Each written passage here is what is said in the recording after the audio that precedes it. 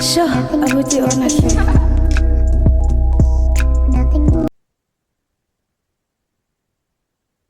Good morning, honorable members, honorable colleagues, and our guests today, and the honorable minister.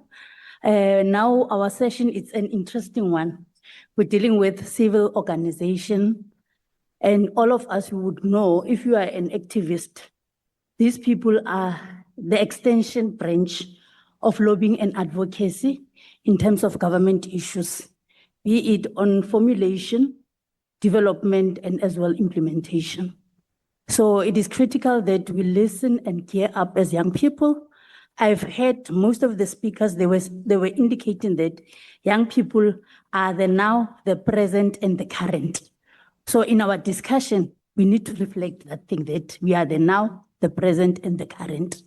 I want to as well welcome my co-chair here from the NA, National Assembly. I'm from the NCOP. NCOP is the National Council of Provinces. So I'm there as the chair and as well the whip of Gauteng. You can introduce yourself, ma'am. Greetings, honorable members, speaker, minister, members of the executive, members of the public, our honorable members of the day. I am Jasmine Peterson, representing the Patriotic Alliance. I am the youngest member in the NA. And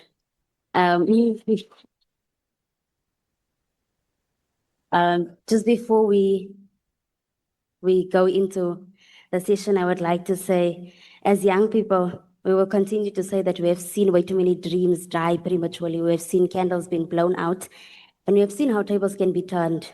We are the now. We are here, and we are certainly not asking for a seat at the table anymore. We are building our own. Thank you. Thank you, Co-Chair. Let me just put a disclaimer. Youth by height, but not age. So I don't want to be TikToked that I'm above 35, therefore. So you would understand the state of NCOP. The state of NCOP, you can't question it. It's by the rules. So I've been delegated to actually drive this process in terms of representing youth issues. As I said, now we're going to get a presentation from Ms. E. Seshwana, Deputy General Secretary of South African Youth Council. I was asking one of their members to say, does this Youth Council still exist? We will hear in terms of the presentation, because we understand that they are playing oversight and accountability in terms of youth issues. Over to you, ma'am.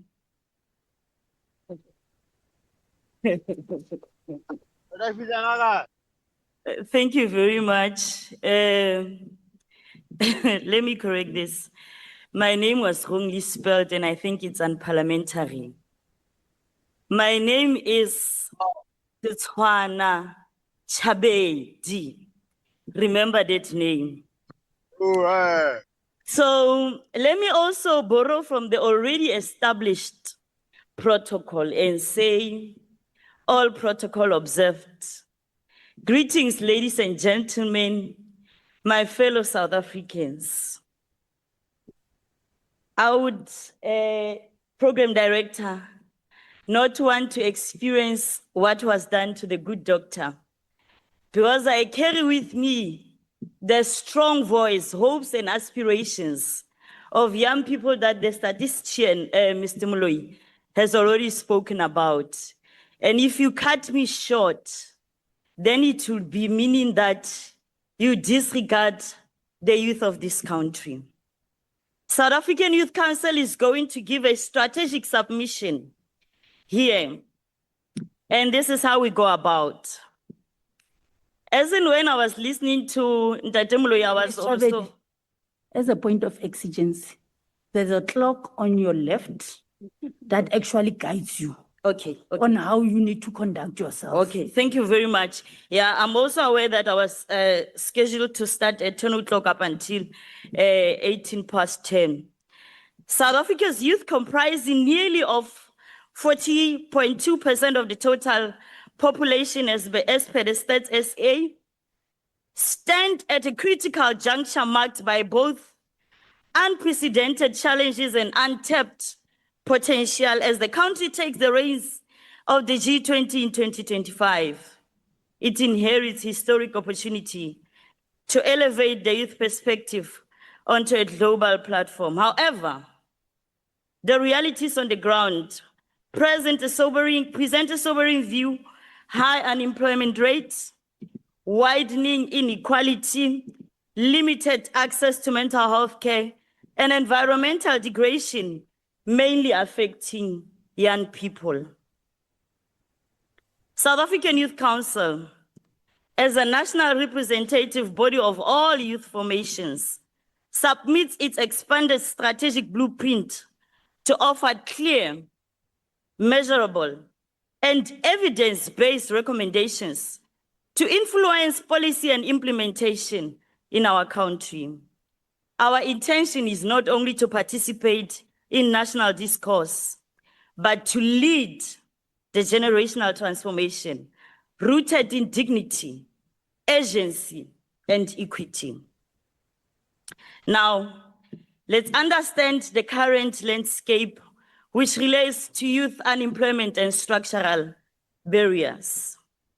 South Africa continues to face deepening youth unemployment crisis. According to Q1 of 2025 Labor Force Survey, the unemployment rate among young people aged between 15 and 34, as Ntatemle has already said, is rising, is at 46.1%, while the youth aged 15 to 24 face even more devastating 62.4 unemployment rate, and this does not really look good. Notably, 3.8 million young people are classified as not in education, not in employment, not in training, and thus perpetuating cycles of poverty and exclusion. The problem is more severe in the township areas where structural barriers such as connectivity, transport, access to quality education persist. And here we talk of places like the dusty streets of Mahlatsetsa, Excelsior in the Free State, where I come from. Now let's look at the strategic objectives to reduce by 15% by the year 2030 through targeted sector-specific and structural intervention. One, as an item of action, we say, let's establish a youth employment war room. And the timeline that we are setting is the Q3 of 2025. Thus, you can imagine this is very urgent. And we are saying the lead actors in this role should be the presidency, ourselves as South African Youth Council, and the National Youth Development Agency. And we are saying the estimated resources to can take on this task should be a maximum of 15 million. And the KPI that we put on here is that it should be operational by 2025, October. The second one, we are saying, let's have a labor market readiness campaign. And we are saying, let's start this at the fourth quarter of this year towards the second quarter of 2026. And we are saying, let the SETAs and the Department of Labor take responsibility. We're also saying, because it's nice when you always put figures to these roles, an estimation of 8 million will be needed so that we can reach 200,000 young people. We are also saying, let's have a private public employment compact by the first quarter of 2026. And we are saying, let BUSA, NEDLEC, and SAIC be responsible for this so that we can reach 100,000 internships. Now, addressing As you conclude. Okay. 8 minutes. Yeah. Addressing the socio-economic web affecting young people, we are saying youth development is essentially tied to social detriments such as nutrition, household income, and mental health. In 2024, approximately 25% of youth lived in households with no employment of any adult in those households. Concurrently, South Africa saw a rise in 15% year in on increase of youth-related suicide rates, and with over 70% of surveyed youth indicating moderate to severe mental health. Now, as we conclude, you are killing the voice of young people, Chair. Honestly, this is not impressive. But then we are saying, when we conclude, the strategic submission by the South African Youth Council underscores the imperative for whole of government and whole of society collaboration in placing youth at the center of South Africa's development agenda. We are further saying the institutional reforms and accountability frameworks proposed here today are designed not only to address immediate challenges, but to lay a foundation for a resilient, just and inclusive society where young people take a lead and solve their own problems and are given more time to present their issues. We call on Parliament, the executive, the provincial legislature, the municipalities, business and civil society to adopt this strategic vision that we are going to share, not just as a gesture, but as a generational mandate. And I thank you.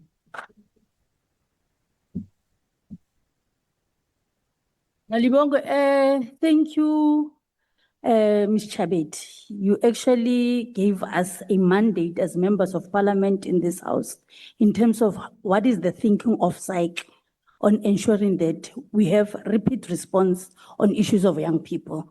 And I am happy that the chair of chairs in the house of the NA is here to take note that young people are saying that these matters must be addressed now. So as we go out from here, you must exchange script on what needs to be done. Before I hand over to my co-chair, we will be dealing with issues of questions and comments and clarity on presentations that have been made. But I want to announce that this session is for members who are coming from youth formations, not members of parliament. Members of parliament, their role in this session is to take note on what they would take through when they go and sit on their select committees and as well portfolio committees. This is very sound, right? This is the youth month, but for inclusion of people who are outside doing the groundwork. So they are here to mandate us. Is this very clear? We are sober, we are very clear to take mandates. What is good that the speaker has alluded on this morning was the fact that public participation is a constitutional imperative. It is very important. And this process is part and parcel of public participation. So now we're going to hand over to you as our guests and our VIPs for today in terms of taking the mandate to the P20. This is very relevant. P20 is not about local issues, Lucky. It's about how do we make sure that we get to be included in terms of export, import. That will actually bring the economy up. So I'm handing over to my co-chair to note hands for clarity-seeking questions, for comments in terms of what you could have heard from those who have presented before up until site. And don't miss an opportunity as well to give these sectors mandate. FFC, you have heard their presentation. They must tell us what is it that they've been doing in terms of advising on policies of youth development so that we get the sense, really, everyone who is a commissioner is doing their work as it when they have to do so when executing their work. Yeah, we are agreeing on 2 rounds. Thank you so much, Chairperson, Co-Chairperson. We will now take hands for clarity-seeking questions.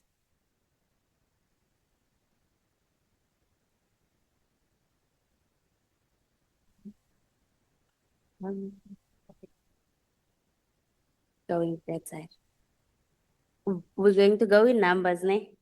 One, the lady in the, yes, 1, 2, 3, 4. Okay, so can we do 4 on this side, answers, 4 on this side, answers? I'm asking. All right, we'll do 4, we'll do these 4 and give answers, and then we'll do 4 on this side. Ne? Thank you, Coach. You lose the stand right now. It's 4, right, on this side? And please be on point in terms of what you want clarity on so that we don't find ourselves all over. Over to you, ma'am. When you speak, yes, when you speak, I like this member of parliament. He's saying that when people speak, they must raise their names and surname and as well their organization so that we can call you and give you your feedback, right? In terms of the outcome of this particular session. So over to you, ma'am. Okay, thank you very much, Honorable Chairperson, and greetings to Chairperson for NCOP and the Deputy Chairperson and the honorable members in this house. My name is Honorable NP Lamini from the KZN Legislature, and I'm representing the Inkatha Freedom Party. My questions for NPC. How is the NPC making sure that the young people are not just mentioned in the plan, but are central to real, measurable solutions for youth unemployment, poverty, and exclusion, especially in rural province? Thank you.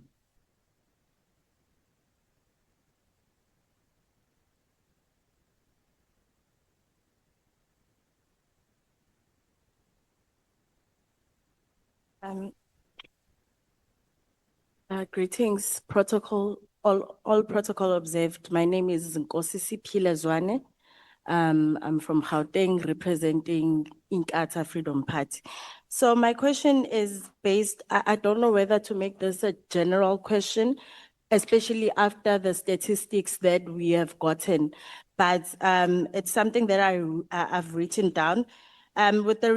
With the given recent statistics, can this meeting maybe make recommendations to portfolio that they make, or the policy of the 80-20% employment, especially when it comes to employment opportunities for South Africans?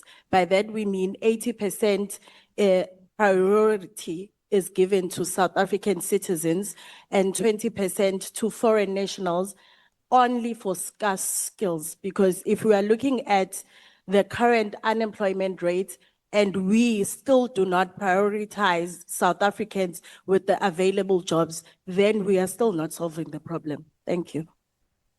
Okay, thank you. To those on the visual platform, we will note your hands immediately after we finish these 2 hands. Over to you, sir. Thanks very much, Chair of the session. My name is Stephen Skwakwa from Mpumalanga Provincial Legislature and a participant to this sitting. Chair, I had one issue of the allocation of equitable share in particular, because as per the presentation, the latter presentation there, it says that when allocating for the equitable share doesn't include the youth unemployment. So what needs to be done in order to correct that as well, so that there is a certain percentage when allocating the equitable share that includes the youth unemployment as a percentage to seek to address the unemployment rate that we're having? Thanks very much, Chair. Thank you. Next speaker. Thank you, Chair. Sipesihle Nkosi from the South African Youth Council. Chair, one of the clarities that I would like to raise is that statistics essay mentioned that majority of young people are employed in trade. So I'd like clarity in terms of, are they employed in trade? Are they SMMEs? Are they business owners? Or are they in retail? Are they driving the sector or whatnot? Because sitting here, We know that majority of young people are unemployed, and we know that the presentation made mention that majority of young people are relying on grants. So if majority of young people are in trade, where are they? Probably they are in retail, in shops, making a minimum wage. Can we just get clarity in terms of that, Chair?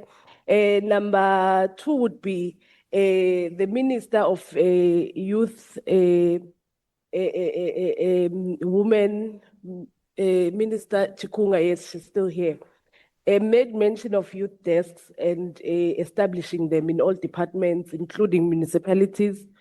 We'd like to know when are we going to really intentionally establish these youth desks? I can imagine from a tender age myself, we've been speaking about youth desks in municipalities, in government departments.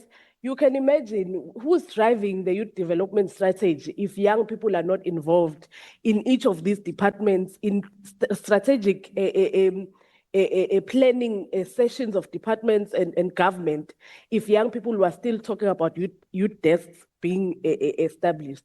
Those were two of my concerns, Chair. Thank you very much. Thank you, honorable guest from Mpumalanga. We have noted, for now, we're dealing with these 4 questions, right? As we have agreed, we said it will be questions, then responses. We were trying to check who are those who have raised their hands online. For now, we haven't got an indication, but it's coming. While waiting, I've noted that the first question was for NPC, and then the second one was actually a recommendation in terms of what we need to drive for, that let's have a policy that speaks to 80 to 20 employment in terms of locals and foreign nationals. So that one, we take it as umpako that we can deliberate on as legislatures. And then I've noted as well the question for Status A in terms of your report on trades vis-a-vis what we know as the realities of our people. And Minister, I think this question, the last one, that speaks about establishment of youth desk. It's a grave reality that we don't have even uniformed approach youth desk. They are not even professionalized. It's a matter of getting a person as a youth coordinator just to make a tick. So on this one, we need your commitment and response in terms of the program of action on when will in South Africa have this particular youth development units or youth desk in our country. So those were the question noted on the floor while we're still checking who are those on the visual line.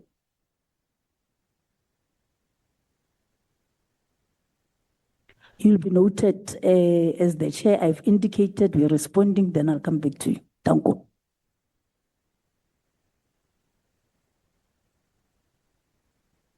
Can we have responses? As I indicated, it's questions, response, then we get to this side and come back to our leader this side. Thank you, Chair. I think I can take the questions that were fielded to the NPC with regards to how we are making sure that young people are not just mentioned in the National Development Plan.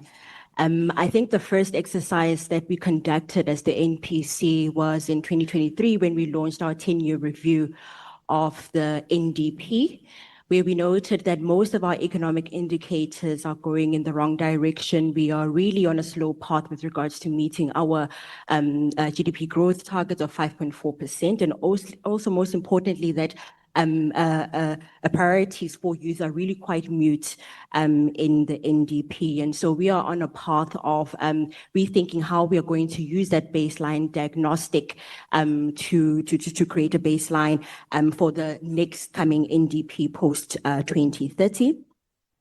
But I think in the most immediate term is our advisory that we are carving out. And part of that advisory, we are saying that, number one, we would like for there to be notable transitions of youth into labor environments and not just creating job opportunities for them. And by there, we mean also there needs to be recognition of alternative income generating opportunities and multiple income generating streams by young people.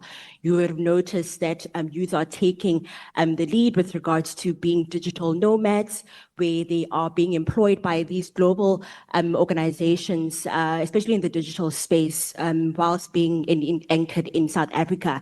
However, our labor policies are not being receptive for that in order to recognize some of these skills that they exercise, especially in digital platforms, as forms of experiences for future work as well as future business income generating opportunities. So we need some sort of flexible labor policies to recognize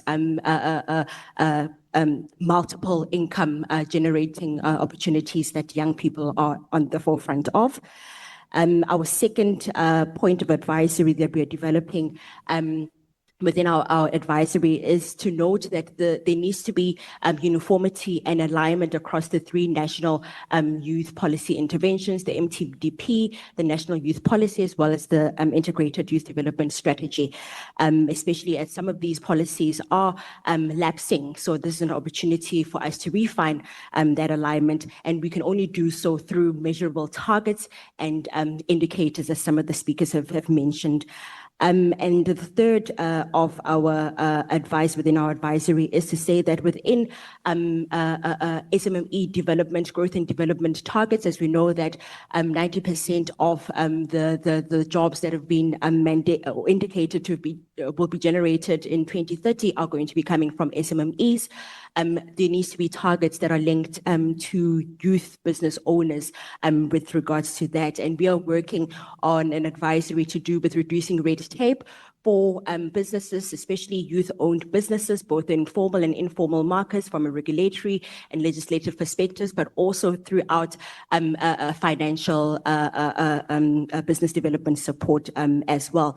And all of those in terms of monitoring and evaluation needs to be driven by a compact, driven by the public sector and the private sector, but also led and anchored in the presidency. Thank you.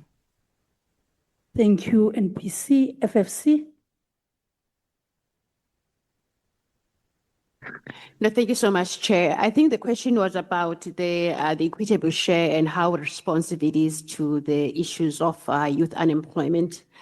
I think the evidence is there that the formula is not directly addressing the issues of youth unemployment. The formula essentially addresses the local government equitable share and the provincial equitable share. They address service delivery, transfers to the provinces and to local government. So as we are reviewing now the white paper on local government, Chair, I think those are the issues that we will have to look at, whether we review the formula, the components thereof, or we assign additional grants to the provinces for youth unemployment. Thanks so much, Chair. Thank you, Doc. We are taking that you are making an undertaking and commitment that you would look at how to address the issue that has been raised. Over to you, sir. Status.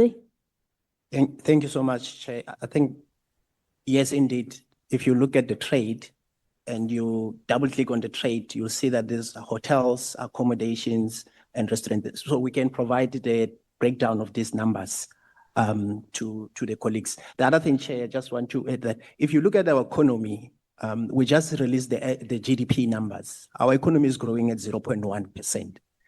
And if you look at the trade itself, in terms of the growth, it just grew by 0.5%. So these are some of the challenges that we're putting on the table. And I think as policymakers, we really need to think about how we're going to grow economy so that the economy can be able to absorb a lot of youth. And I think, Chair, that will be my submission. Thank you. Thank you, Status A. Minister. No, thank you very much, and thank you for the question. Maybe one thing that I said in my speech first is that as a department, we have managed to ensure that there are indicators and targets for youth, women, and persons with disabilities in the medium-term development plan, which I think it's important. And we said that we are also going to ensure that there are indicators that will make us able to monitor the implementation. So that is what we'll expect members of parliament, particularly the young ones, to ask those questions, whoever appears before them. That's the first one. The second, on the issue of youth focal points, some of the departments at national level do have, like in the Department of Transport, we had a unit is called GDYC, which is Gender, Disability, Youth and Children. However, they are at a lower level. They therefore report to a director who is in the HR, who sometimes may not even take these things seriously. Our motivation as a department is that these people must be elevated in terms of levels so that they report to the DGs and also are invited to minister executive meetings so that the views can actually be raised at that level. We've set this as our target for this year. That is, it is in our APP as a department. Thank you very much.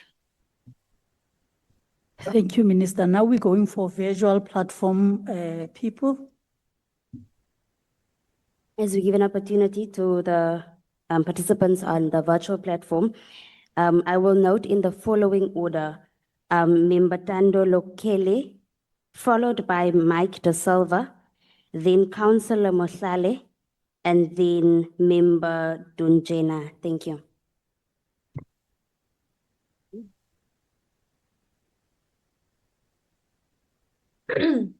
Am I audible? Yes, you are. Okay, thank you. I'd like to greet the chairpersons of the session, the ministers, and all the honorable members present today. Most importantly, I'd like to greet the young people who are present in today's youth parliament. I think my starting point would be an expression or commentary on I'm quite disappointed in the running of the session. One, I believe if we're going to have an engagement session, especially when we're discussing recommendations on behalf of young people, we're discussing statistics on behalf of young people, the best thing we can do is share all those documents prior to this engagement so that every single person who comes into these engagements comes with preparation in mind as to what we're going to discuss, how we're going to discuss it, and how these sessions are going to be run.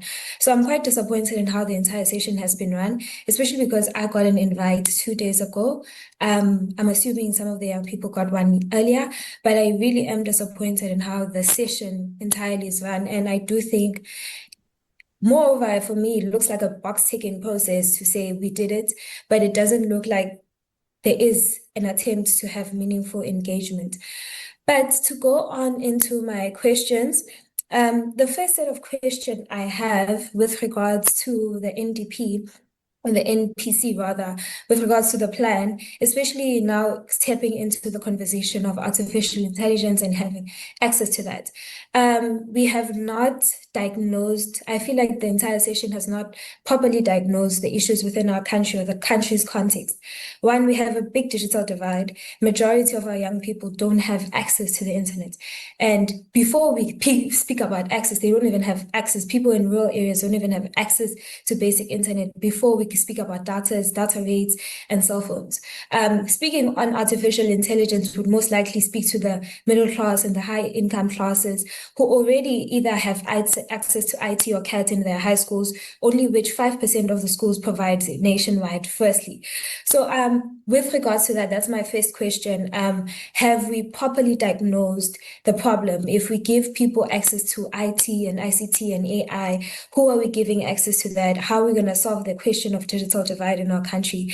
But moreover, I think my follow-up question would be to the entire parliament at large, whether or not are we properly diagnosing the manners or the issues within our country. One, the biggest problem with mapping skills, or rather with young people finding employment before we even create jobs, is that they are not having proper access to education, right? As much as we have a huge 98%, I think, based on the statistics that were provided here, 98% of young people are attending primary school, but there's a significant drop in high school and tertiary level, right? Is it it the money that contributes to that? It's poverty. How far are the schools that the young people are supposed to be attending? How are they accessing their home affairs? How are they accessing their high schools? Where are the high schools? For a young person who is in a rural area who has to walk an hour to get to school, how are we expecting that person to have enough energy to get into school, to continue with their studies, moreover, even go into tertiary level,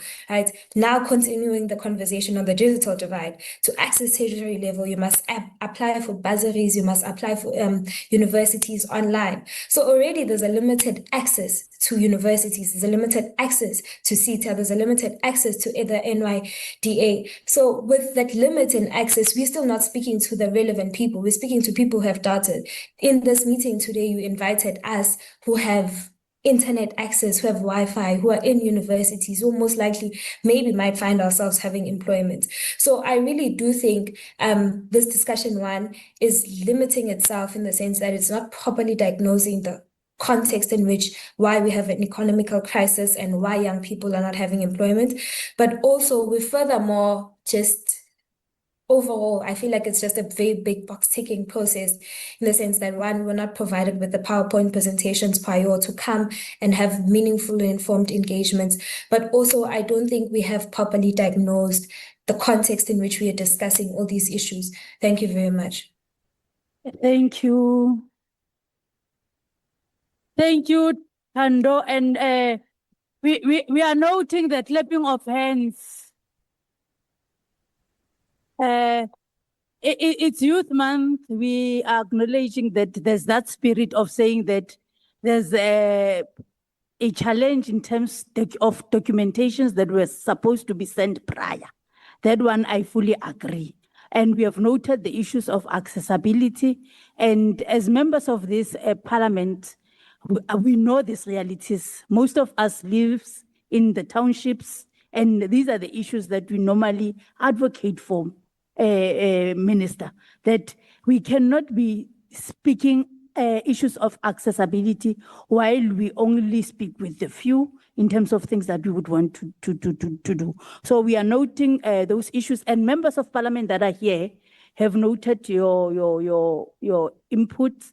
And I want to say to you, in terms of this particular session, members of parliament who are representing specific parties, it is their responsibility that when they are given information on WhatsApp, they are able to immediately share as it when we do this work. So I'm just indicating to you so that the next speakers would be coming as delegates, they must know that everything has been processed via WhatsApp so that we become flexible as young people and share information as we get it. However, we have noted issues that you have raised. Now we go to,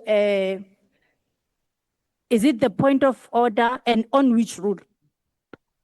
Chair, it's not a point of order. I just want to say that the previous speaker did not say a name or the organization she comes from, and we would like her to come back so that so that we know who was presenting. Thank you very much. Thank you. The order is not sustained.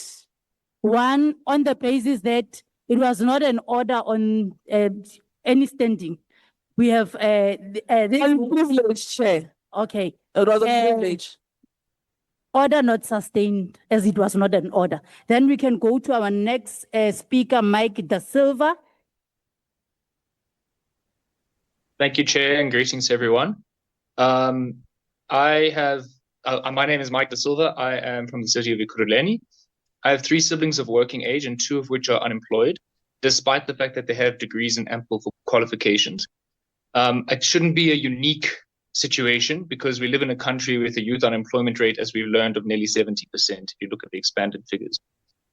So if my siblings who have had the privilege of a 2-parent household and a good education and a strong community network are struggling to find work, imagine what the devastating hopelessness is of individuals who are less fortunate. As it stands, then, there are young people today who are living off the SASSA pension given to their parents because they cannot take care of themselves. And that, if you think about it, is really wrong, because when you grow up, you're meant to be the one who your parents rely on in their old age.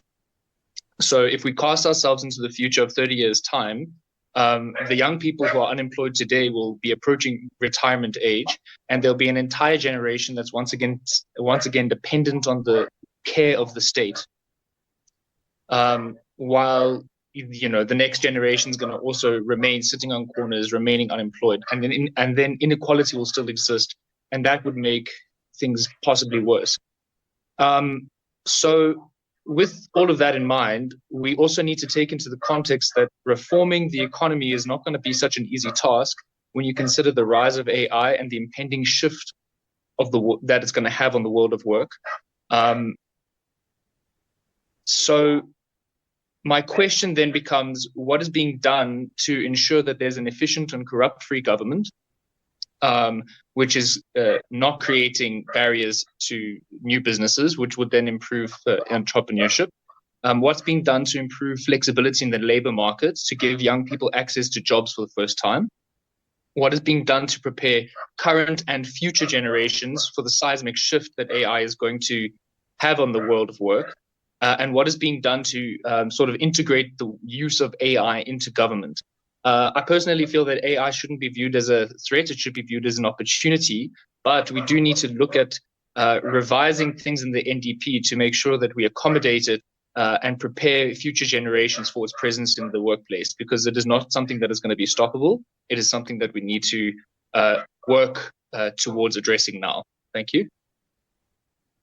Thank you, De Silva. To members who would be coming after Councillor Mohlale, please note that preambling is consuming much time in terms of questions and responses in this particular session. So we have noted your question, and I think it's for NPC. It is important as well, members, to indicate your question is directed to who, because you can't be So we have an operation that one has outlined as a co-chair that this is how we need to do our question and answer session. We still have 2 more to go on virtual before we come this side. So immediately after 4 from this side, we'll go on this other side. Honorable Shikombani. Thank you, Chair. I think, Chair, it's your responsibility as a chair to remind members on the virtual before they speak to introduce themselves so that we can know them. And again, I think you need to give Honorable Peterson a chance to chair because you are drowning her. Divide and rule, we know you. You are specializing on that. As we continue, we are calling Councillor Mohlale. Councillor Mohlale on the platform. Your question, please. Thank you so much. Good morning, honorable members. My name is Christopher Mohlala. I'm a councillor in the city of Johannesburg. However, Chair, I only have a few comments to make that will result to questions. Number one is our educational system from ECD to high school does not prepare young people for today's world. Today we live in a 4th industrial environment, Chair. Yet we have so many people who still fail to use a basic computer.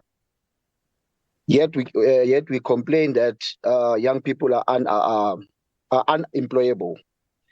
Again, Chair, as a government, we stepped ourselves at the back by doing away with the in-service training.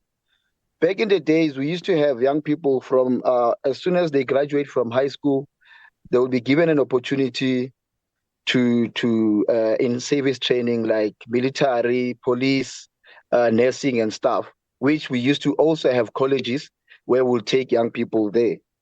And again, Chair, the last one will be, we also have to bring on the officials. But sometimes even official, when you become harsh on them, they will always find a way of sabotaging you. Chair, can I please be protected? Members on the You virtual just need platform, to please work mute with your the mic. official.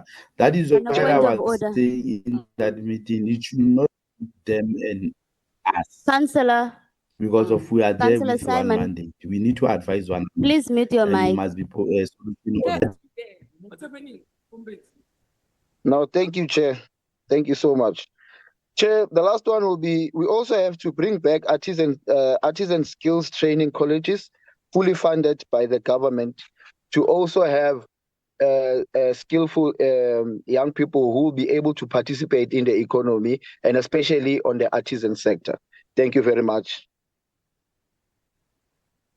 Thank you, Councillor. We have noted your questions, stroke comments, that us as honorable members will take note of them as we engage portfolio committees and select committees. Dunjana, we don't know who Miss or Mr. Over to you.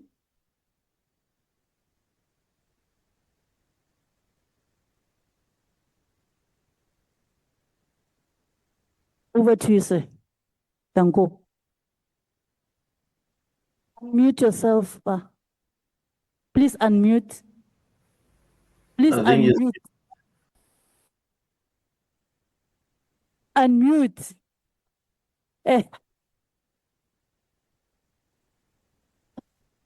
Jana? Sorry, ma'am, am I audible?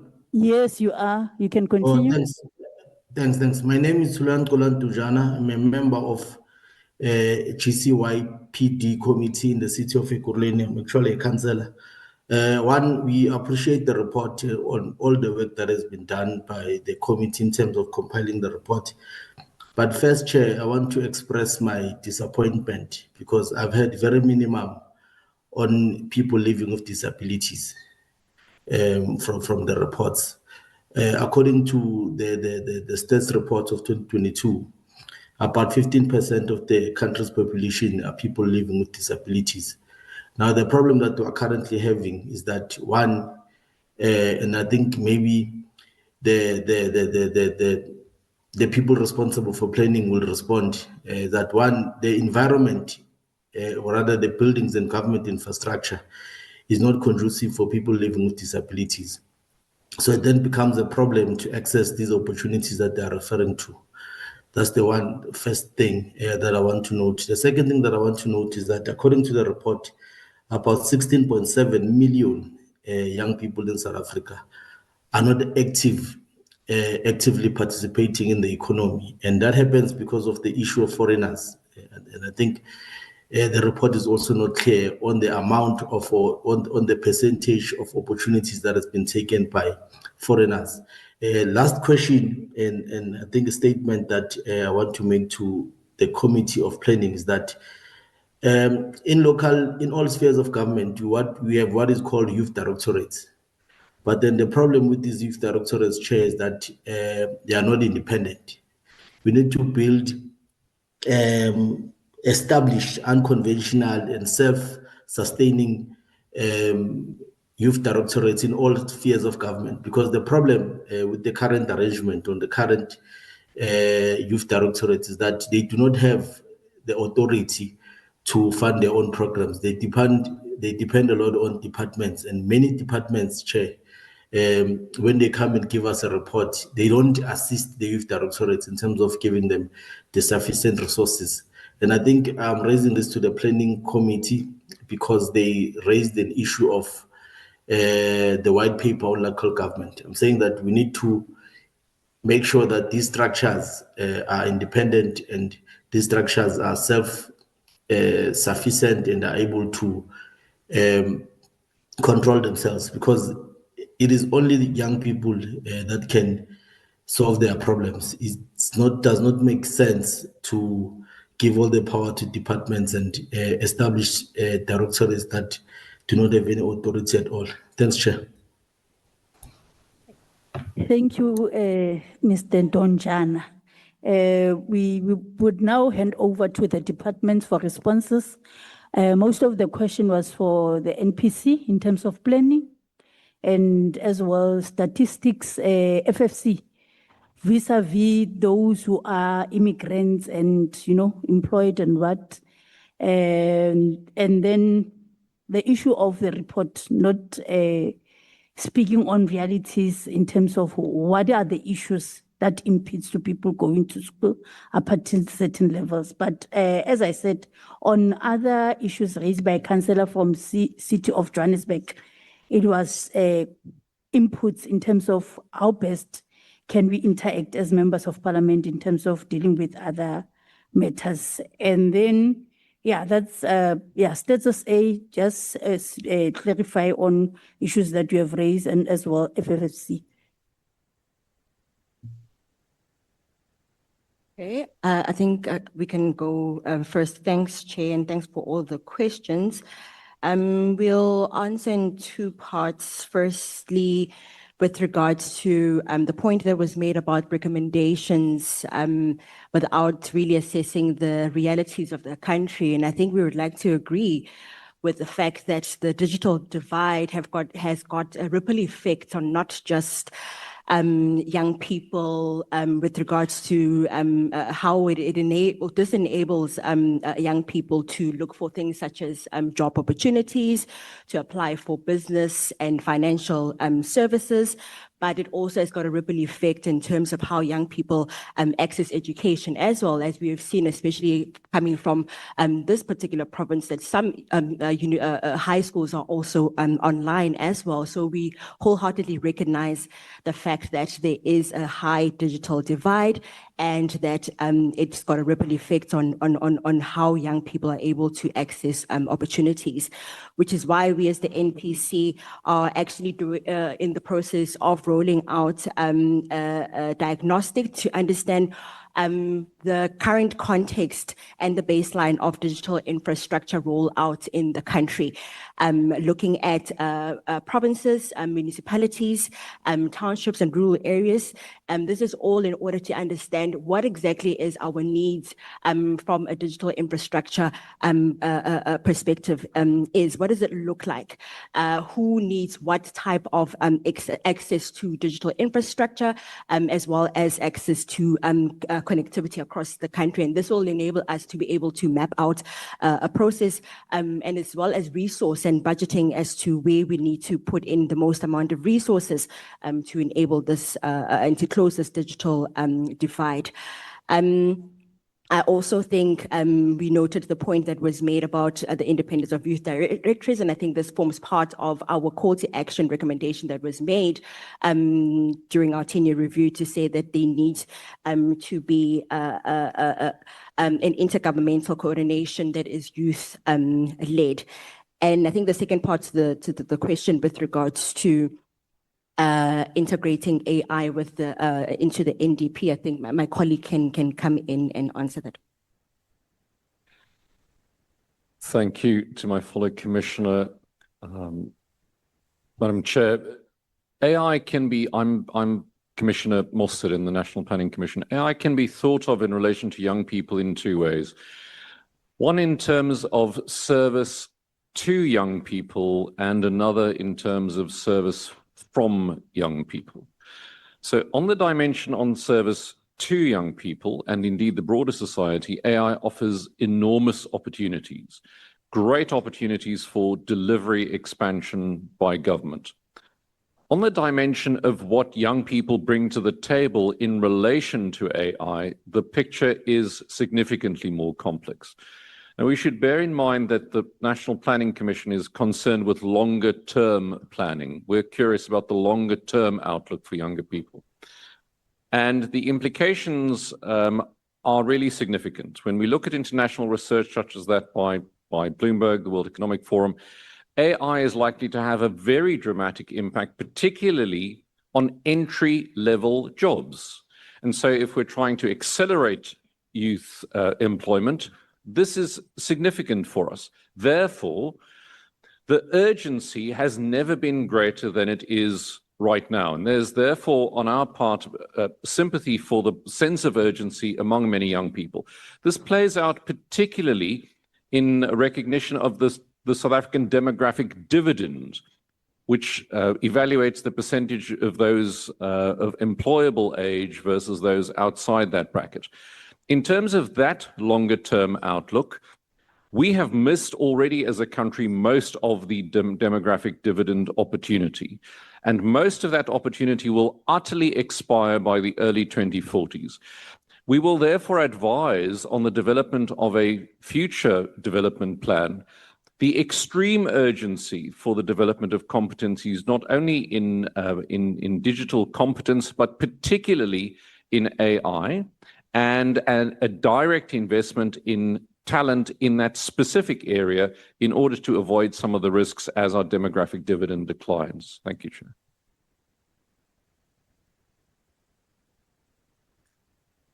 Thank you, NPC, and we hope that we'll get submissions after this deliberation so that we can share with the delegates who are part of these discussions.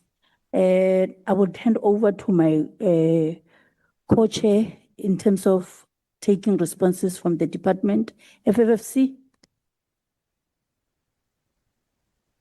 Thank you so much, Chair. I think as a commission, what we recommend is shifting the focus from just purely educational attainment, that is just strictly that, towards practical on-the-job training opportunities.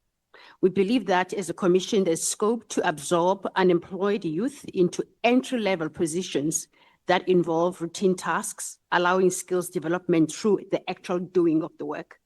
So we must redirect, therefore, fiscal policy to bolster labor demand according to the structure of our industries. Government, therefore, should create incentives for businesses to employ young workers into entry-level jobs. And these jobs should not be conditional on educational attainment, rather, but these jobs should be based on the skills that are required to do the work. And we must also incentivize the SMEs as well to create internships and vacation placements through subsidies. Those are our recommendations. Thank you so much. Can we have responses from States SA? Thank you. Thank you so much, Chair. I think maybe let's start with the point that was raised by a colleague on the virtual platform, the issue around disability. I think we are already engaging with the department to say we really need to, as a country, we really need to have a dedicated survey that zoom into challenges that persons living with disabilities or persons with disabilities are actually experiencing. And we're hoping that we will be able to come up with that survey, and then we are able to provide insight in terms of the challenges that they're facing. So the current report has already been mentioned. It doesn't reflect that part, but we do have the results that we can share with the committee, with the members here. The issue around, and I just want us to be careful in terms of how we're phrasing this one.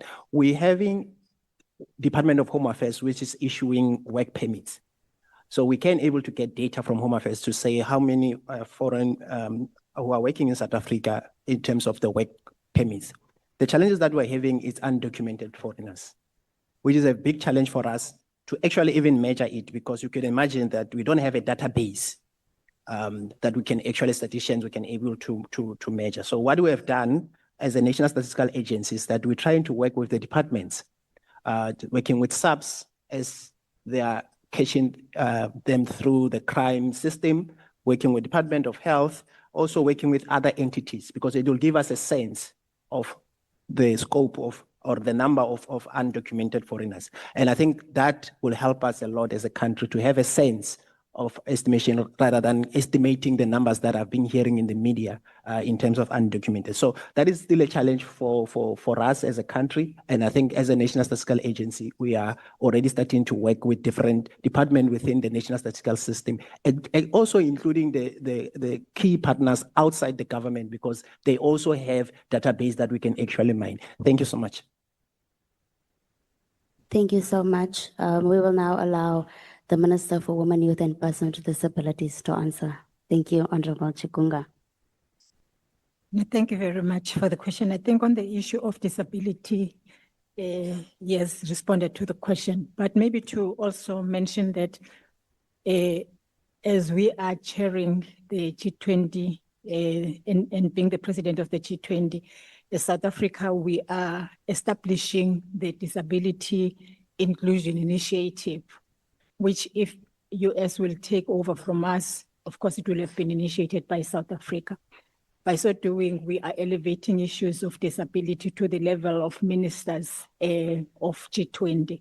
But also we are identifying legacy projects. One of them is actually having a NEP center for disability, where all the information about disability will be deposited so that we have better understanding of the extent of disability in South Africa, but what they have and what they do not have and where they are. And I think in that way, we are trying to elevate the matter. And that is why in my speech, I even said that if possible, Parliament should consider bringing back a disability parliament. It was also in our speech, which is possible that it can be done during the DREM month, which is Disability Right Awareness Month, from the 3rd of November to the 3rd of December. So yes, indeed, issues of disability, we are elevating them. They are also in the medium-term development plan. And they are also among the issues that we are taking up with all departments. In fact, we've just released the report on departments, even when I was answering questions here in the House, of departments that are meeting the target of employment equity target of 4% now. So yes, indeed, we are elevating the issues. On the issue of corruption, well, my take, Chair, I wish, because in this room, we've got a number of young people who can actually give solutions to problems. Maybe for them asking questions, they should actually give us solutions to some of the problems so that we listen to what they are thinking. When you give them the opportunity, like the gentleman at the back, they give us all the answers to some of the problems, because I think we all now know the challenges. Thank you very much. Thank you so much, Honorable Minister. We will now take 4 hands from the floor. We are this side, colleagues. No.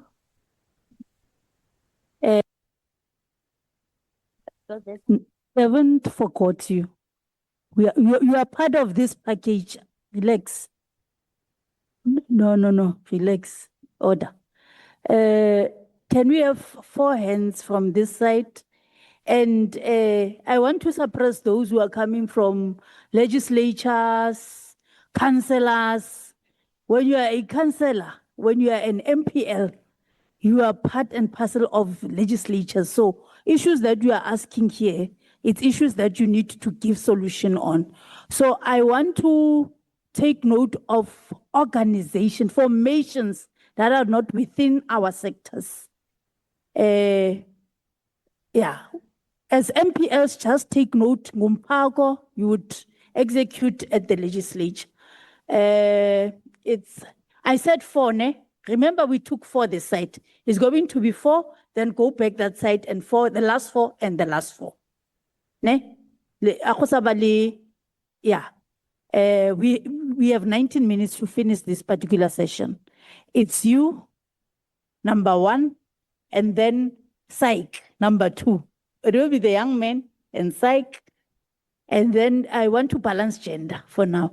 And it will be the lady with a white coat.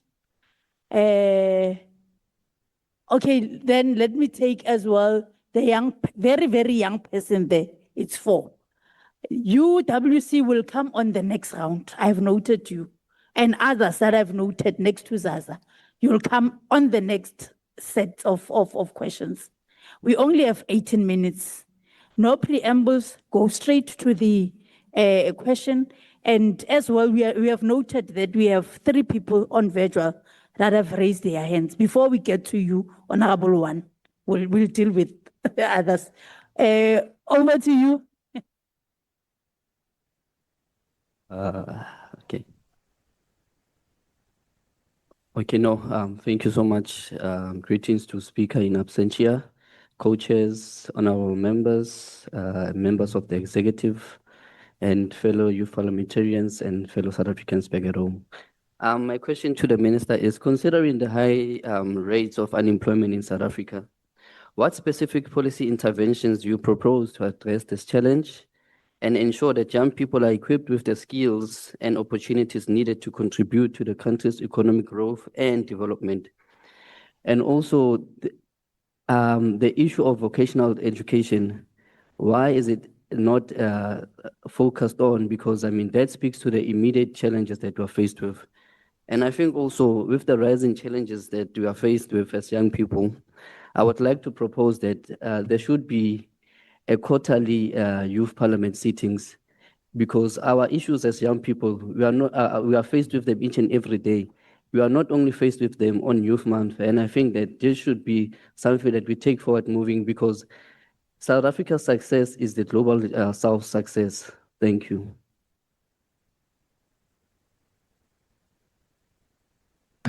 Can we have the next member to ask the question?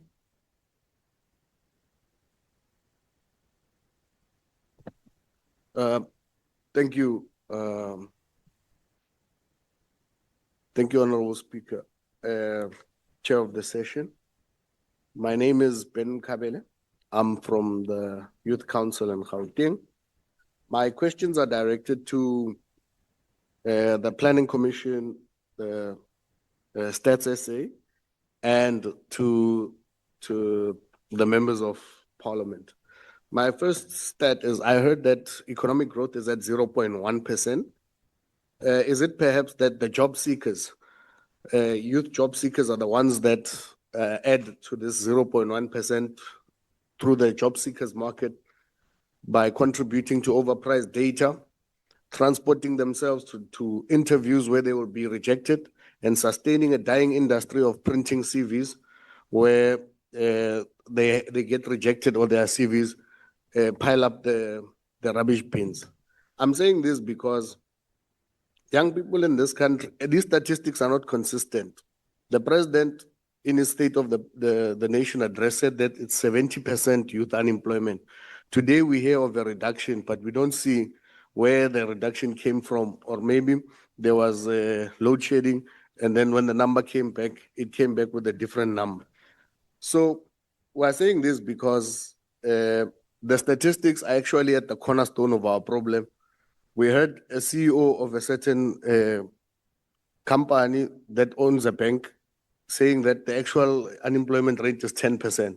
I don't know if he was looking into our individual bank accounts and checking e-wallets and all of those things, that maybe they qualify for unemployment. But I believe that there is a synergy between his assertion and the assertion of the Stats General. So perhaps to alleviate the needs, maybe let's employ the 9 million needs, give them capacity to go there to look for proper stats. That will greatly impact the unemployment that we're seeing. That's question number one. Question number two, to the advisory. I'm very concerned about what you are advising, because in all that we have heard, we have never reviewed. You are saying that it's 2025. We have a national youth policy that was signed in 2020 that is running up until 2030, signed by the president. So if you are saying that these policies are coming to an end, nothing is happening. We've been reviewing them on an annual basis, and we're seeing that there's progress in the current form of the policy. Is it fair for me to ask you, why haven't you advised the president that instead of signing policies and all these strategies that are unfunded, how about you go to Parliament and ask them to make an act that will give this House powers to be able to legislatively trace youth development? Because now we're just talking on handshakes. Youth policy is a handshake. If they don't do it, there's no repercussions. The best we can do is maybe hope that we can trend on TikTok. But on the issue of, while we're there on the plenary, we also want to ask that one of the key recommendations, the seaters have been doing a good job in alleviating the unemployed market, as well as assisting the assertion of the Stats SA, saying that experience gives you a better chance in the job market. The skills levy has been 1% since the year 2000. The advisory did not see a need to advise whoever they're advising that at least let's have the levy become 2% so that we can increase the pool of the work that we need to do. I don't want to exhaust the powers that we have, but I'm comforted by the previous chair saying that there's going to be a youth caucus. So I'm appealing to young members of this parliament that can we sit together? We understand the gains that we have done with the NYDA Act. That is a beautiful act. We have a Ministry of Youth. That's nice. Can we have an overarching act a youth act that's going to look into all these issues, incorporate the policy so that we can trace these people and bring them to book. Thank you.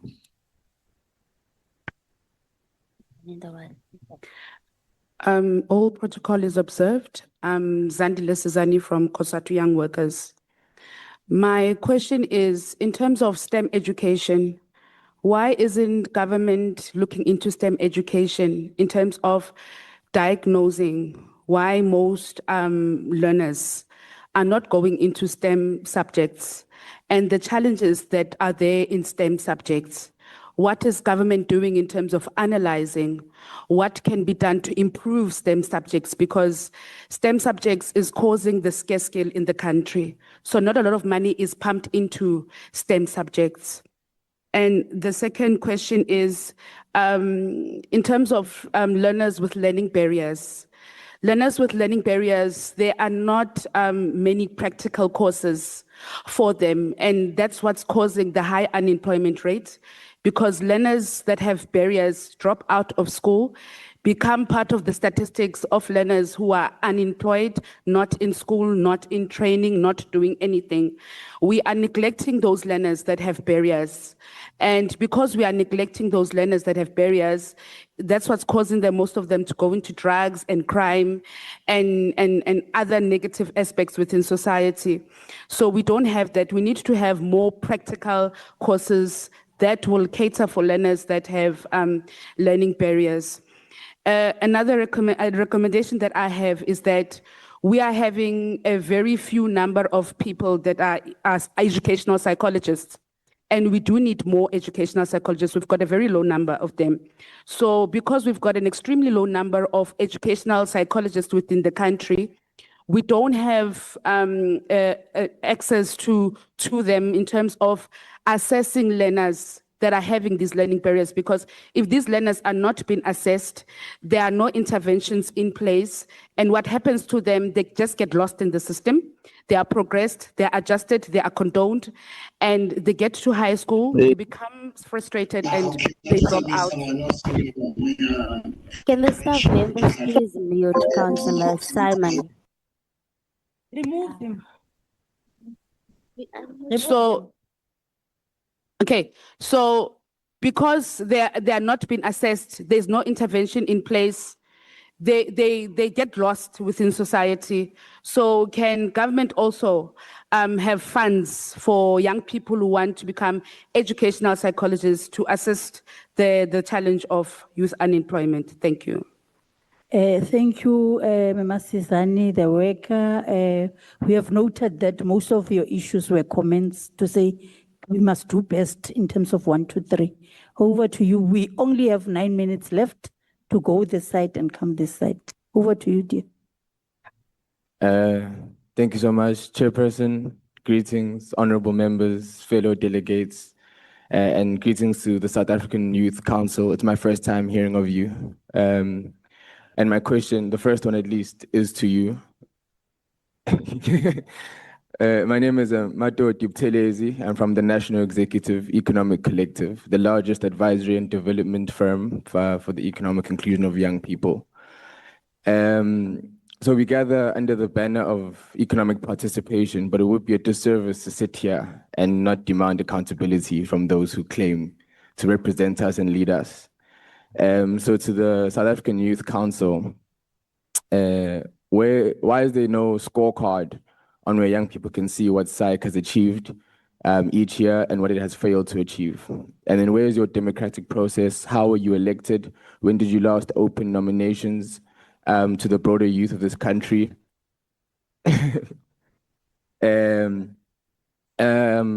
Particularly to rural, urban, unemployed, disabled, and excluded. So if your leadership is not elected by the people, then it's not representative of the people. And then the government has repeatedly, I'm moving on now to another question, and how the government has repeatedly committed to multi-sectoral integrated approaches that brings together departments like basic education, higher education, employment and labor, small business development, trade, industry and competition, agriculture and rural development, and others. Yet to date, we don't have functioning coordinated systems that align with youth programs, budgets, and implementation across these departments. we continue to see duplicated efforts, fragmented funding, siloed programs, and no shared accountability for youth outcomes. So the question then becomes, perhaps to the minister, why has government failed to implement a fully functional, multi-sectoral integrated development system despite years of policy and strategic commitments? What is the actual bottleneck? Is it political will or departmental turf battles? Thank you so much.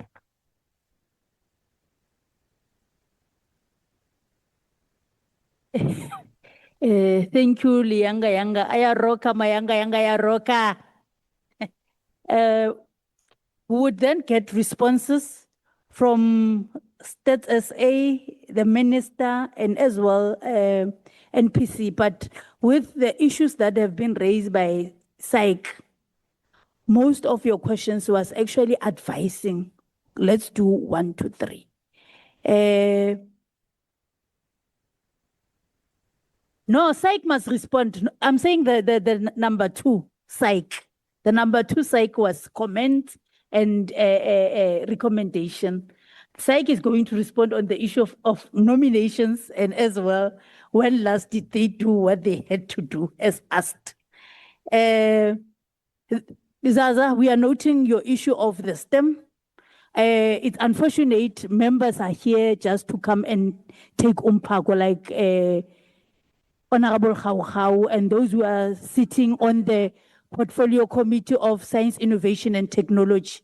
They were going to share with you what are the programs that we are starting to do in terms of mainstreaming science, innovation and technology from the grassroots level.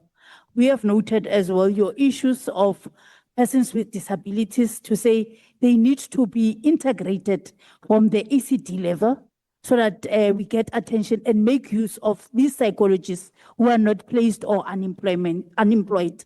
So we have noted you are giving us umpago to say there is a response in terms of dealing with those who have mental illness in schools being assisted by psychologists. So we have taken those issues as comment. I'm giving to Stats SA and Sir will note you.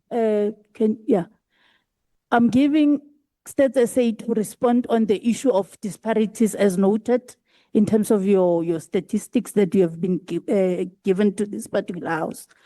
But I want all of us to note that most of the deliberations, it's a matter of why are we not doing this, what we are supposed to be doing in terms of promoting a responsive educational system that will deal with the issues of employment opportunities. And Honorable Govender, as the Deputy Chair, I hope you are noting that young people feel that there's still gap in terms of our educational system and what we want to respond to as skills scarcity in our country.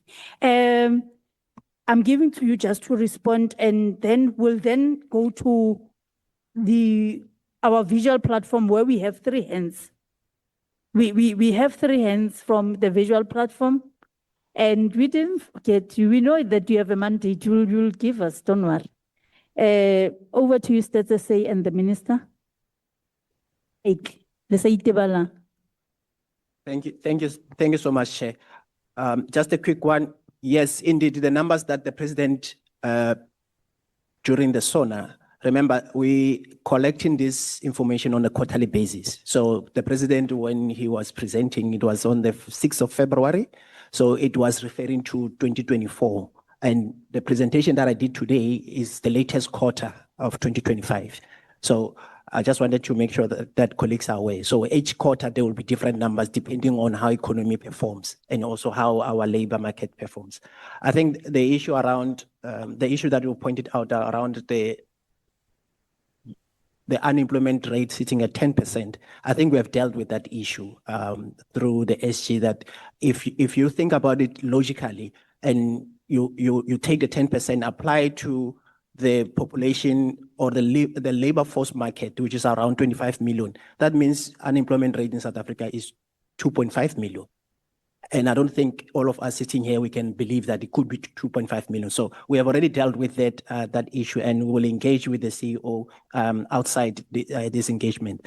The other thing that I also want to assure, and I think there's a question that you raised, that we should probably employ more youth to go and collect data and indeed from the National Statistical Agency, that is a drive that we are using. If you look at the percentage of field workers who help us to collect data for census, majority were youth. And I think that is the strategy that we are deploying also from our side to say, moving forward, we really need to make sure that we use our youth to collect this data and also assisting us to make sure that we are able to achieve. Chair, I submit from my side. Thanks.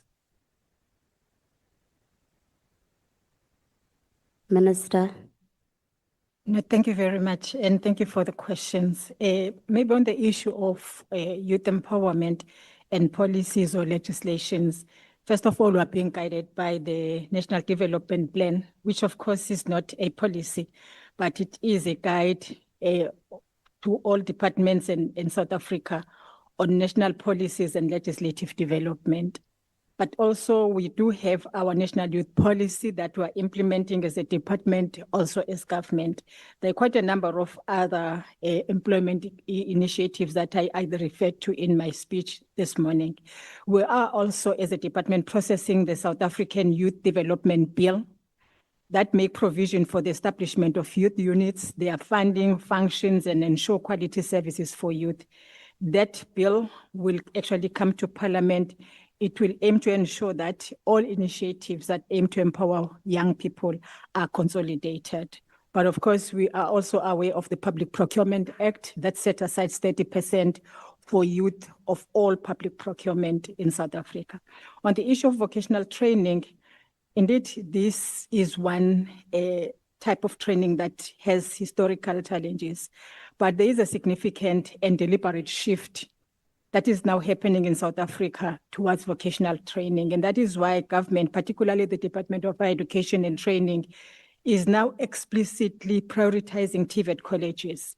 Even the president in his State of the Nation address did raise the issue of South Africa producing more artisans and ensuring that we have young people that are equipped for the economy and have the skills that meet the demands of the economy. So yes, indeed, we are actually prioritizing vocational training. I think those are the questions. Thank you very much. If I've missed one, I apologize. Thank you. Saik. Okay, thank you very much. I am not sure from which province are you from, my dear brother, but South African Youth Council is an apex body. It's of all youth formations in South Africa. It has existed since 1997. To date, it's still existing. So our last conference was in 2019, and we are heading to the next one in the next coming months. In terms of the scorecard of our work, despite our budgetary constraints, because we do not really have funds, but our collaborative efforts will find resonance with a lot of member organizations that we work with and government departments that we work with to execute a lot of developmental programs for young people in South Africa. I would also urge you that in a province where you are, which I will later get details about it from, you associate with SAIC through the organization that you are from, because in every region, in every ward, in every province, there is a structure of the South African Youth Council. And currently we are rigorously resuscitating the structures of the South African Youth Council. Hence, in my closing remarks, I said, this is not just the work that we loosely calling for. We are saying all the municipalities, the civil society, the legislature and parliament itself must partner with SAIC so that some of the initiatives and programs of youth development that we have in place find resonance in the program of action of the government of South Africa. Thank you. Thank you, members, for responding to these issues. And as I said earlier on, your submissions will be of need if you can write them so that we can share with those who have asked these particular questions. I'm now going to the visual platform, colleagues. We have Katlego Sekgole. I hope Katlego Sekgole is not an honorable member or the councillor. As I said, we'll omit Councillor S. Tsiane. The councillor must listen and take a mandate from the House in terms of what are the issues of young people. And then Ms. Prudence Mabasa will be next. I hope Ms. Prudence Mabasa as well is not any member of any legislative sphere. So over to you, Katlego Sekgole, no preambles.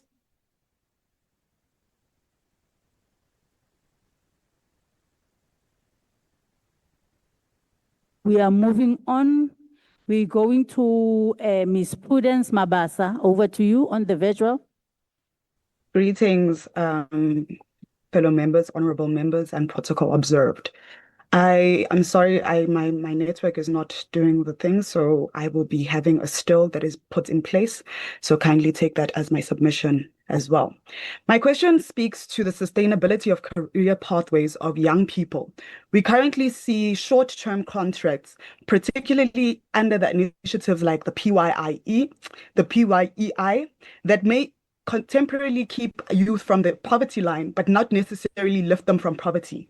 How can we reimagine and redesign the education assistance program to provide clear long-term career pathways, particularly in sectors like the tech and AI, where schools currently lack skilled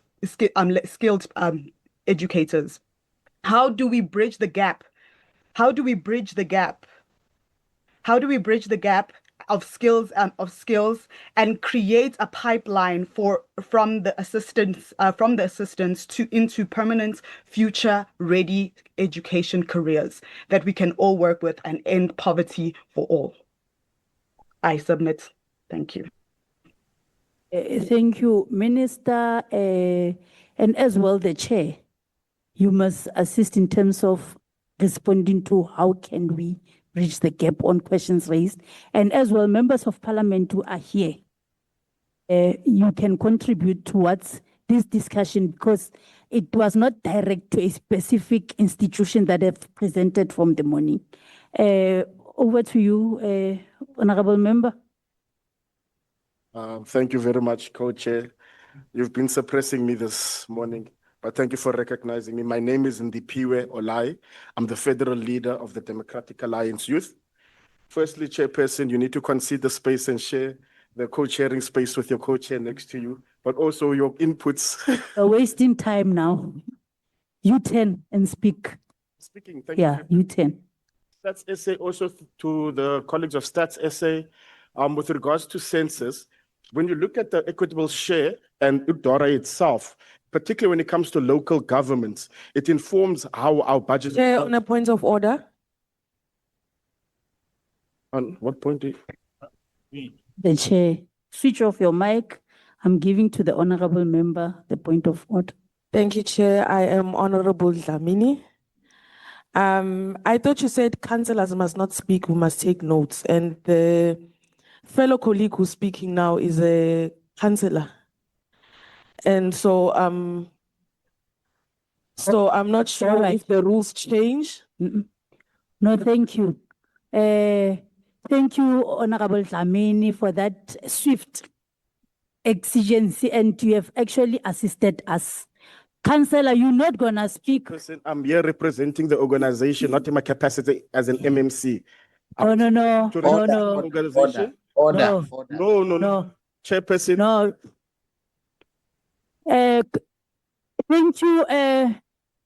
Thank you, Honorable Dlamini. That was a serious intervention.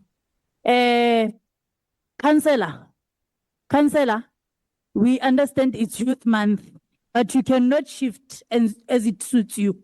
You are here as the legislature. You are participating here as the legislature. We are here as a collective from different spheres. I think I have indicated that those who are serving in different spheres or levels of the legislature, they must take note of what is being raised here as the discourse. So thank you, Honorable Dlamini. I'm not gonna do that thing of federal and what. We have noted we are the MMC. You must respond to issues. Bring fractional chairperson. Chairperson, A point of order. On a point of order, Chair.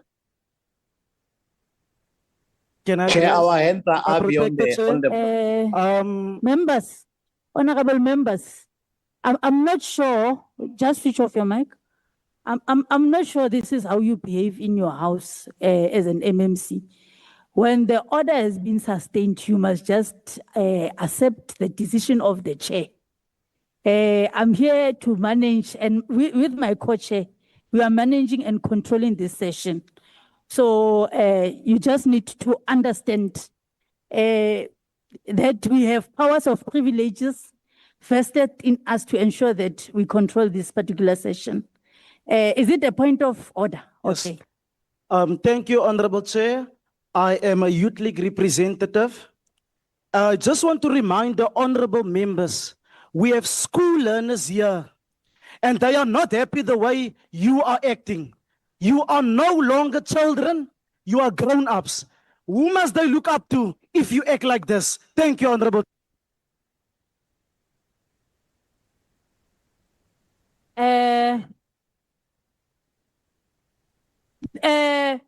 He's a young person raising the view of dissatisfaction in terms of our conduct as honorable members. Yes, but honorable member, as I'm noting your input that you need us to behave in a certain manner, please note that your message is very wrong. We've been taking hands, and people who want to speak, they are allowed to raise their hands, unless you are the class rep or something, I'm not sure. But is it a point of exigency, Honorable Khawkhaw? Okay, over to you. Thank you, Co-Chair Mananiso. I'm raising just a procedural problem as a steering committee member. You would note that the agreement of the steering committee was that each and every political party is supposed to have participants in-house representing the political parties, right? So, and those representatives are not representatives of a particular municipal caucus, or they are here as delegates and participants of the political parties, as is the commitment that and communication that we as a steering committee have given out. So I'm requesting, Chairperson, obviously now you can't do anything, but can I ask that you consult this table staff so that for other engagement sessions that we're going to have, we don't find ourselves in contravention of our own practice?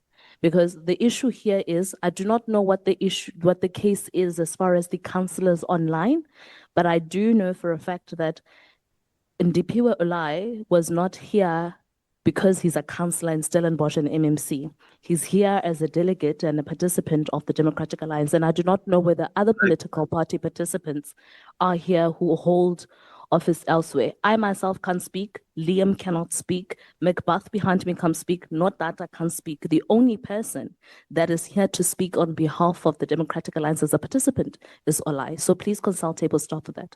Thank you. We're not going to be consulting any table for now. I think when I indicated that those who are serving in different spheres of legislations must not participate, the House agreed. You didn't bring this issue of the steering committee. So we're going to swiftly continue in terms of engagement. I want to open for the last round on this side. Those who are not members of parliament, those who are not councillors, but coming from youth formations, will be noted. Chairperson, on a point of exigency? On a point of exigency? Yeah, no. Honorable Jacobs. Chair, please, can you recognize us on the platform, please? On the platform, who are you? We have people that we have registered here. Yes. Honorable members, I believe all of us have been here.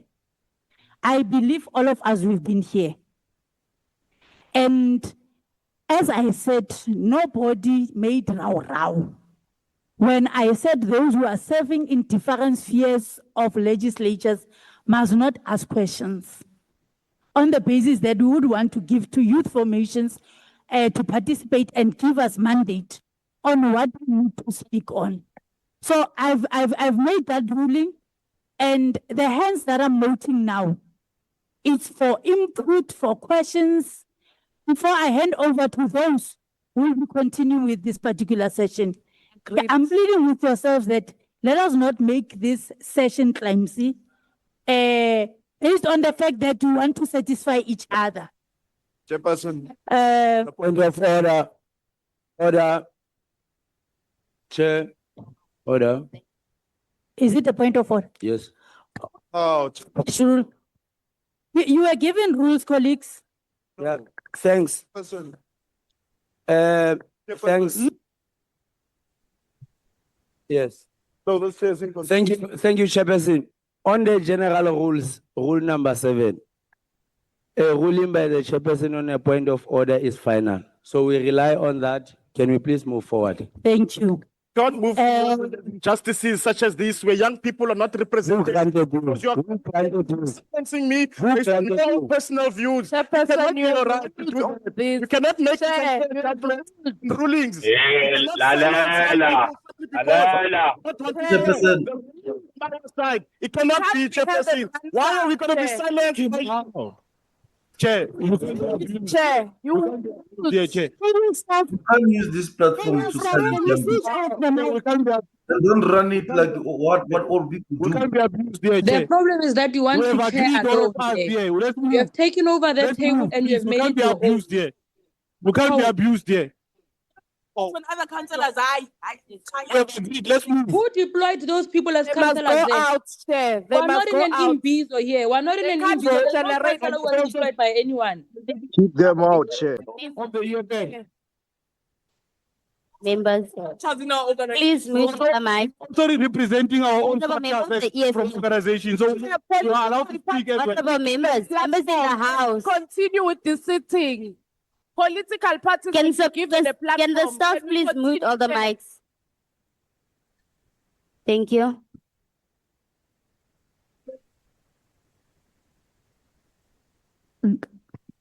Honorable Governor, over to you. Thank you very much, Co-Chair. Colleagues, can I make an appeal? The Co-Chair has stated what the rules are for today. Let's try and stick to that because many of us have to travel and we have to keep time. Some people have to catch flights and we don't want to delay them. So let's just stick to the rules. And if anybody wants to make further submissions, please put it in writing. And that will be considered. And those that are coming from councils, from legislatures and so on, these issues you are here to take note of and take it back to your relevant structures. So let's give the others an opportunity to speak their minds. And let's try and keep time, and I'll end back to the co-chairs to manage the session, but I'm making an appeal. Let's be orderly so that we can move forward in our program. Thank you very much. Thank you, Honorable Govender. Honorable members, thank you for understanding that decision of the chair is final as point number 7. Before I hand over to Honorable Briet and Honorable Kobe, Honorable Zondo, there's nothing that you're going to say. It's unfortunate you were a little bit late, and we have taken the decision, and the decision remains as it is. Honorable members, what I want to indicate to members who are supposed to raise hands on issues that we presented on earlier on, we would want you to do some written submissions, and then we would give to specific commissions, and then send to yourselves. Just write that question and email and send to us. Then we would send to the specific department or commissions that have made presentations. Please note that this is the first of its kind. So we have seen that what are the things that we need to refine and redo and plan as we move forward in terms of making this youth parliament work for young people. I'm now handing over to Honorable Brett and Honorable Kobe to come and continue with the session. I thank you.